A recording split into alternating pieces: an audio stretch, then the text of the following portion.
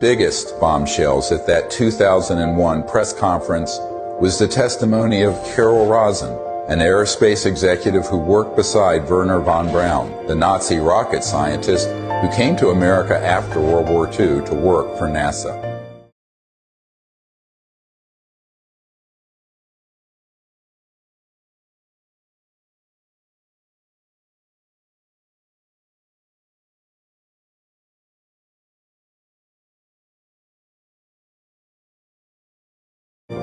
Carol received his deathbed confession, a testimony so terrifying that we spent the last 20 years trying to warn about it. Now here was Von Braun sitting at a desk when I first met him, explaining to me that he was told he only had 3 to 6 weeks to live, but that he was going to stay alive long enough to teach me what the real game is that's going on. And it started out when I was in the industry, the Russians were the threat. We had to build space-based weapons against the Russians. And then third world countries called nations of concern at that time. And then the asteroid threat, which I thought was kind of comical that we could just put weapons up there to shoot down or steer an asteroid. And then it leads to the last card. And then he would repeat to me over and over, and the last card, the last card, the last card would be the extraterrestrial threat. He explained to me that there was a moment when we were going to be told that the extraterrestrial beings, that their craft were a threat, and they were not. These craft that have come here are now not UFOs, they're identified flying objects, and we know that they have beings in them. And we have witnesses here who have told you that they can shut down our missile silos. They can stop a rocket going into space that's a test. We have witnesses here who have worked in the classified departments who have the courage to come forward here to support what Wernher von Braun told me back in 1974 to 77. At the end, I said, and it's all a lie. Well, it's still all a lie. When von Braun talked to me about this fake extraterrestrial, he called it a fake alien invasion that was being planned, I saw on a board a list of countries against whom we were going to build space-based weapons. I called Wesley Clark and he answered the phone. And I said, well, what is it about? And he said, well, I asked that question. What is it about? And the guy at the desk said, I don't know. Very importantly, I'm hereby directing the Department of Defense and Pentagon to immediately begin the process necessary to establish a Space Force as the 6th branch of the armed forces. That's a big statement. We are going to have the Air Force and we are going to have the Space Force, separate but equal. It is going to be something so important. Project Bluebeam.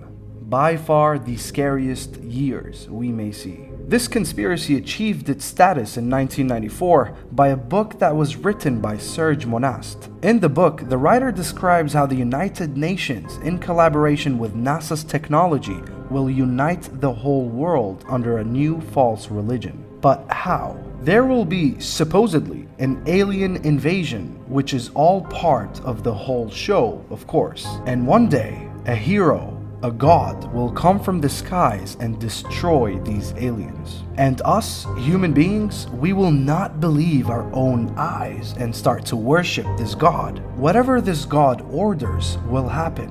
One world order. This is called the Project Bluebeam. Now, I don't believe that they have the technology that is capable of deceiving us yet. But in the near future, they might very well be able to make them. If you are a Muslim, or a Christian, this whole show must ring a bell. This is the person we have been warned about more than 1,000 years ago. If this happens, this is the Dajjal, the Antichrist. Be prepared. Yes, Today, we made history by having the first of its kind hearing about UFOs in Congress. But now that it's over, was there actually any true bombshell revelations? And if so, what the hell is gonna come of it? First of all, the entire purpose of this hearing was to try and convince the Biden administration to release more information about UFOs. There were 3 witnesses: a former intelligence officer, former commanding officer of the US Navy's Black Aces Squadron, and a former Navy fighter pilot. These two, the Navy pilots, have had their reports public for years. And you've probably already seen the video of what David saw because it was declassified in 2020 and is extremely famous and still unexplained. Most of the new information, however, came from David Grush. He testified under oath saying that the US government has been in possession of UFOs since the 1930s, has been secretly back engineering them, and has been carrying out a public disinformation campaign to prevent the details from leaking publicly. He claimed that they'd recovered aircrafts that had biological non-human pilots inside of them, that multiple colleagues were physically injured by UFOs, and when asked if anyone had been murdered in an effort by the government to cover up information about UFOs, he said that he couldn't comment on that. David Grush confessed that he had never seen an alien or UFO with his own eyes, but that 40 witnesses he had spoken to had reassured him that they do exist. And when pressed about providing evidence for these claims, he basically said that he couldn't do so in such an open environment, but was willing to do so privately. So was there any true bombshell revelations or evidence provided at this hearing? Well, not really. The most significant part about all of this is that it was the first time ever an individual has sworn under oath about UFO encounters. But as of right now, it leaves us with yet another convincing claim that UFOs and aliens exist without any tangible evidence. However, going forward, if the witnesses do decide to provide evidence in a confidential setting, it could open up new avenues of investigation for lawmakers to make more information public. So the question is, do you think that this was all just a spectacle and a distraction? Or have we actually had contact with aliens? We have crashed craft, stated earlier. Do we have the bodies of the pilots who piloted this craft? As I've stated publicly already in my News Nation interview, biologics came with some of these recoveries, yeah. Were they, I guess, human or non-human biologics? Non-human, and that was the assessment of people with direct knowledge on the program I talked to that are currently still on the program. Based on your experience and extensive conversations with experts, do you believe our government has made contact with intelligent extraterrestrials? Something I can't discuss in public setting. And we did meet with one member of the flight crew who took the image. The image was of something that I am not able to attach to any human capability, either from the United States or from any of our adversaries. And they saw a sequence of 4 craft in a clear diamond formation for which there is a radar sequence that I alone have observed in the United States Congress. One of the pilots goes to check out that diamond formation and sees a large floating, what I can only describe as an orb. Again, like I said, not of any human capability that I'm aware of. And when he approached, he said that his radar went down, he said that his FLIR system malfunctioned, and that he had to manually take this image from one of the lenses, and it was not automated in collection, as you would typically see in a test mission.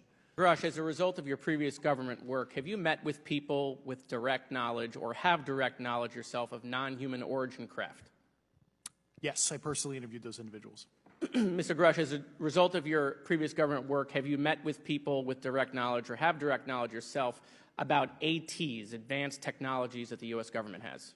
Based on conventional advanced tech, I was briefed to the preponderance of the Defense Department's both space and aerospace compartmented programs. Yeah. I don't want to cut you off, but how does a program like that get funded?